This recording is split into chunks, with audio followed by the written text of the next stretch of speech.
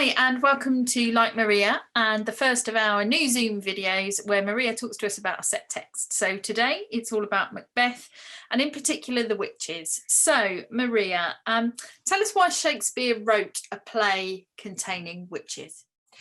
Well, Shakespeare, usually his main business was entertainment and to get bums on seats, if you like. So starting with the witches, starting off his play was a real crowd pleaser, an opportunity to have some music, dance and weird chanting, and also to set the scene of the rather darker, more foreboding side of a tragedy. So an all-round pleaser, really.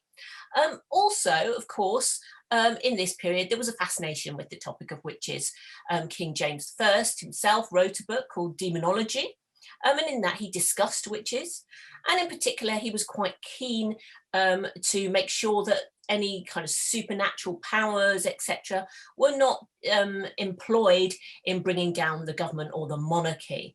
And just generally, people would have been fascinated by such a subject. So in this period of time, did people really believe in witches? Well, that's a great question. We are in quite a grey area here. We have emerged in the late 16th century from the Reformation, Protestant Christianity, perhaps some people certainly saw it as more pure, and rejecting some of the superstitions which were associated with Catholicism. So there was a lot of action kind of against the old ways and old, more medieval ways of belief. That's not to say that everyone had moved into a more modern way of looking at things, and certainly there were elderly people in villages who were looked upon and frowned upon because perhaps illness or accidents had coincidentally happened when they were present, etc., and they were blamed. So there was a culture of blaming older, vulnerable, usually female people who were set aside from society. And indeed there still were incidents of witch trials. We know the Berwick witch trials happened in the 1590s. Some witches were responsible for or held responsible for a ship going down at sea. That's kind of sometimes related to Shakespeare's Tempest. And there were sorts of, there's a case of Elizabeth Styles, for example, who was hanged.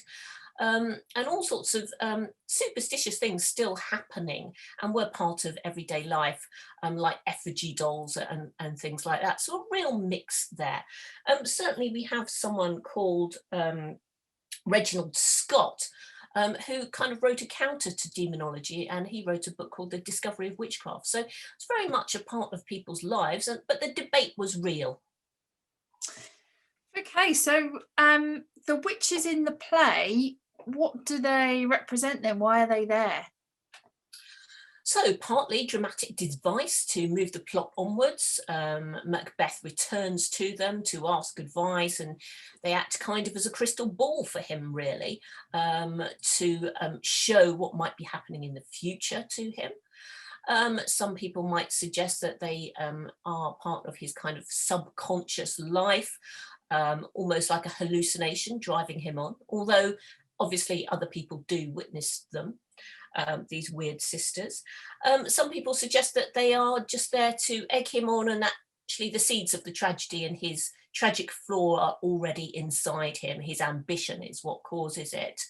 But others will interpret them as kind of devils or fates that get their claws into Macbeth and that he can't depart from the trajectory that they suggest to him. So a mixed bag really there.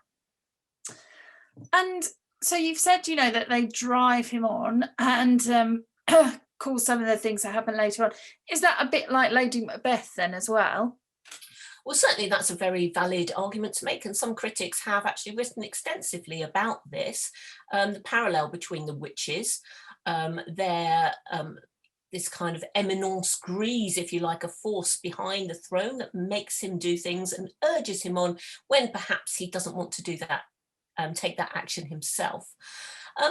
One of the interesting things, of course, about the witches is the issues surrounding gender.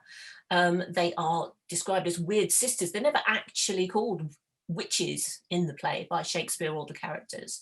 And they do have this kind of these beards. They're described as having beards, so they're kind of a strange in between gender, perhaps, or an older female. And this is what really Lady Macbeth perhaps refers to when she asks, she says, unsex me, take my femininity away in order for me to go into battle, as it were. I want to lose that femininity, and I want to engage in this evil. So there are certainly some parallels there.